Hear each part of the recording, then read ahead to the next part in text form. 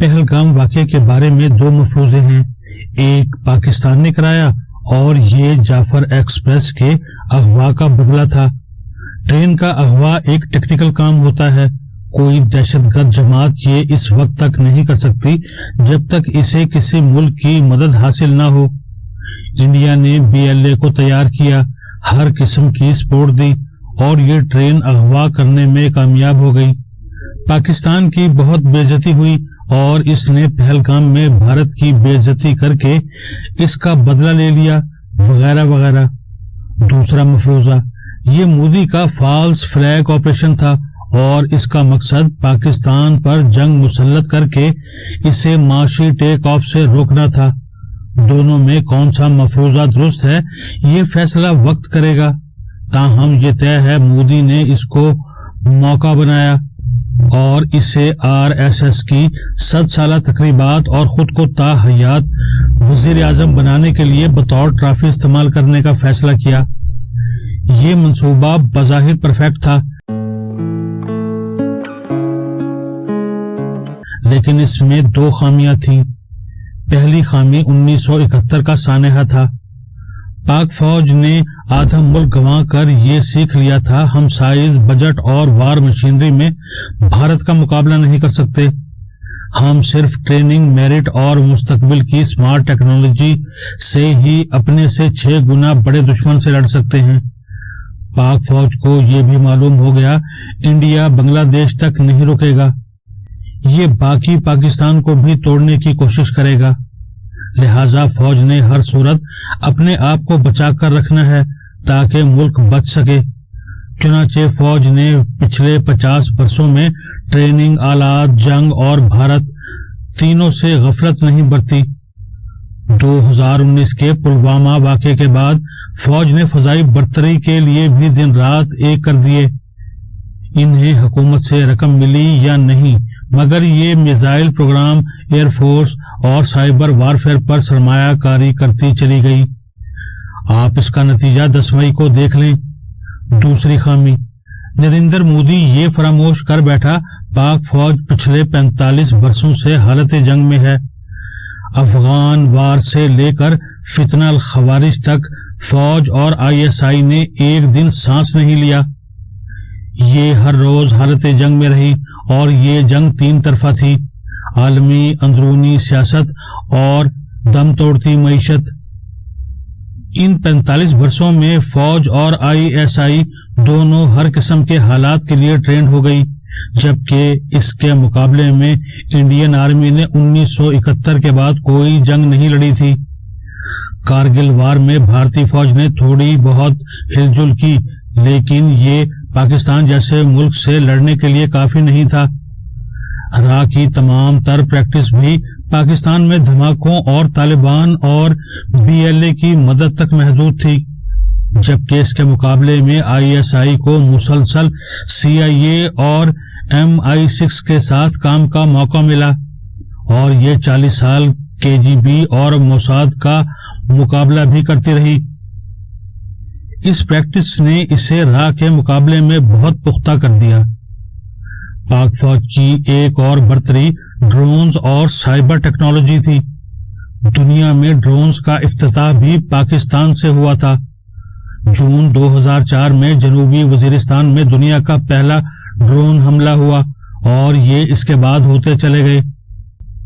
پاکستان نے اس میں بہت نقصان اٹھایا، لیکن یہ ڈرون ٹیکنالوجی سیکھ گیا، جبکہ بھارت نے یہ ٹیکنالوجی صرف خریدی تھی، بھگتی نہیں تھی۔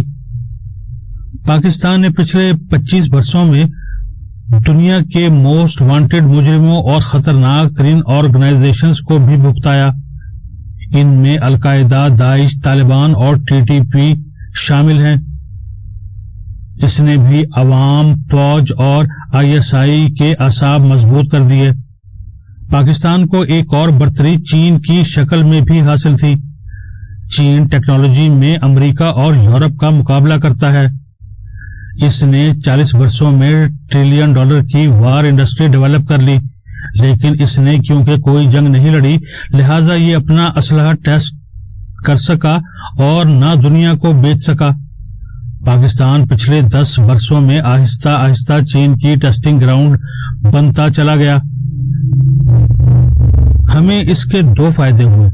ہمیں عالمی مارکیٹ کے مقابلے میں 10% رقم میں جدید ترین اسلحہ ملنے لگا، اور دوسرا، وار ٹیکنالوجی میں چین کا ہم پر انحصار بڑھتا چلا گیا۔ میں آپ کو سمجھانے کے لیے 2 مثالیں دیتا ہوں۔ بھارت نے فرانس سے رافیل طیارے خریدے۔ اسے 36 طیارے $9 بلین میں ملے۔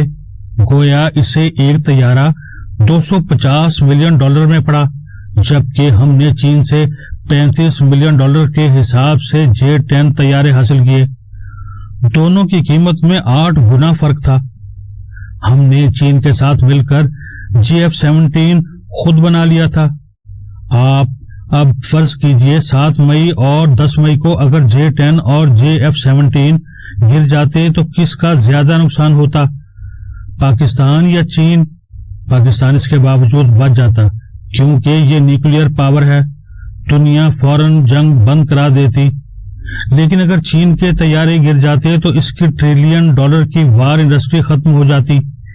لہٰذا اس نے ہر صورت ہمارا آؤٹ آف دی وے ساتھ دینا تھا، کیونکہ اس سے اسے اپنی ٹیکنالوجی کے وار ٹیسٹ کا موقع مل رہا تھا، اور کامیابی کی شکل میں اسے پوری دنیا کی مارکیٹ بھی مل جانی تھی۔ دوسرا، چین یہ بھی جانتا تھا اگر بھارت جیت گیا تو اس کا اگلا ہدف چین ہوگا۔ یہ معاشی اور عسکری دونوں شعبوں میں پہلوان بن جائے گا اور پھر ہمیں ہلنے نہیں دے گا۔ پاکستان نے چین کی ان دونوں مجبوریوں کا بھرپور فائدہ اٹھایا۔ نریندر مودی کا 10 مئی کی ہار میں کوئی قصور نہیں تھا۔ اس کی جگہ کوئی بھی ہوتا تو مار کھا جاتا۔ کیونکہ بھارت ہر سال اپنی فوج پر $80 بلین خرچ کرتا ہے، جبکہ ہماری فوج کو صرف $8.5 بلین ملتے ہیں۔ بھارت کے پاس جدید ترین توپیں ارجن اور بھیشما، جدید ترین جہاز رافیل، مضبوط ترین اینٹی بیلسٹک میزائل S-400 اور اسرائیل کے جدید ترین ڈرونز ہاروپ ہیں۔ اس کی فوج کی تعداد 14 لاکھ ہے اور اس کے خزانے میں بھی $600 ارب پڑے ہیں۔ لہٰذا یہ تکبر میں کیوں نہ آتا؟ ہم نے انڈیا کو 2019 میں آدھ گھنٹے میں زمین پر لٹا دیا تھا۔ یہ بھارت کے لیے بڑا سیٹ بیک تھا۔ مودی نے اس کے بعد ایئر فورس میں رافیل شامل کیے اور مطمئن ہو گیا، لیکن پاکستان محدود بجٹ کے ساتھ آگے بڑھتا رہا اور اس نے طیاروں اور ڈرونز کی کمیونیکیشن ہیک کرنے میں کمال حاصل کر لیا۔ لہٰذا پاکستان نے 10 مئی کی صبح انڈین ایئر فورس کا پورا سسٹم جام کر دیا۔ ہم نے بھارت کی 70% بجلی بند کر دی تھی اور ریڈار سسٹم منجمد کر دیا تھا، یہاں تک کہ ہمارے طیارے دہلی تک پہنچ گئے اور وہاں اپنا پے لوڈ خالی کر کے واپس آ گئے۔ اس جنگ میں انڈیا کے 7 طیارے اور 26 ایئر بیس تباہ ہو گئے، جبکہ ہمارے کسی پائلٹ اور کسی طیارے کو کوئی نقصان نہیں پہنچا۔ کیا یہ معجزہ نہیں؟ کیا یہ کمال نہیں؟ اور کیا اس پر پوری قوم کو سجدہ شکر بجا نہیں لانا چاہیے؟ ہم اب 22 اپریل سے 10 مئی کے انتہائی حساس اور مشکل ترین دنوں کی طرف آتے ہیں۔ 22 اپریل کے پہلگام کے واقعے کے بعد جب بھارتی چینلز نے منہ کی توپیں کھولیں تو پاکستان اٹھ کر بیٹھ گیا۔ 22 اپریل کی شام تک فوج اور ISI اس نتیجے تک پہنچ چکی تھی، ہمیں فوری طور پر جنگ کی تیاری کر لینی چاہیے۔ چنانچہ فوج نے چھٹیاں کینسل کر دیں اور تمام افسروں اور جوانوں کو ہائی الرٹ کر دیا۔ پہلا مقابلہ انفارمیشن وار تھی۔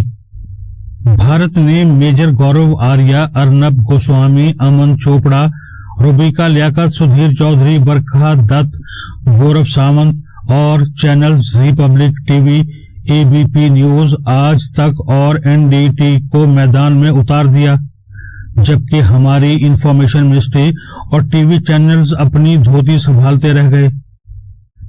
پاکستانی صحافی کنفیوزڈ بھی تھے اور ڈبل مائنڈڈ بھی، چنانچہ ISPR اور چند یوٹیوبر سامنے آئے اور انہوں نے اتنی انفارمیشن ہمنگ کی کہ انڈیا پاکستان کے اکاؤنٹس بند کرنے پر مجبور ہو گیا۔ پاکستان نے اگلے دن زیادہ بڑا کمال کر دیا۔ اس نے جیو ٹیگنگ کے ذریعے انڈیا کے تمام بڑے یوٹیوب چینلز پر اپنا ملی ترانہ چلوا دیا۔ ISPR عوام کے رابطے میں بھی رہا۔ ہر قسم کی صورتحال پر DG لیفٹیننٹ جنرل احمد شریف چودھری عوام کے سامنے آتے اور قوم کو تازہ ترین صورتحال پر اعتماد میں لیتے رہے۔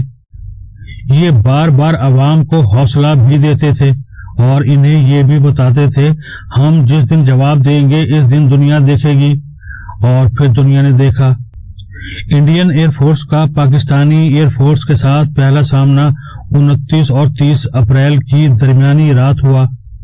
انڈیا نے حملے کی کوشش کی لیکن پاکستانی جہازوں نے ان کا راستہ روک لیا۔ پاکستان نے ان کا کمیونیکیشن سسٹم بھی جام کر دیا۔ اس کے بعد LOC کا محاذ گرم ہو گیا۔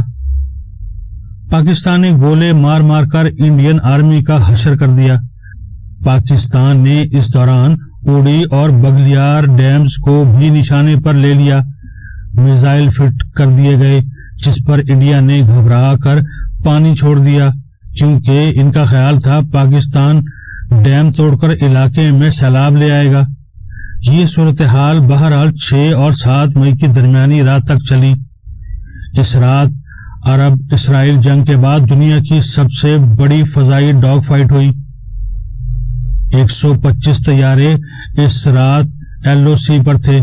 اسی ڈاگ فائٹ کے دوران انڈیا نے پاکستان کے 9 شہروں پر میزائل داغ دیے جس سے مسجدیں اور سول عمارتوں کو نقصان پہنچا اور 30 لوگ شہید ہو گئے۔ اس کے جواب میں پاکستان نے انڈیا کے 5 طیارے گرا دیے جن میں 3 رافیل بھی موجود تھے۔ یہ دنیا میں تباہ ہونے والے پہلے رافیل طیارے تھے۔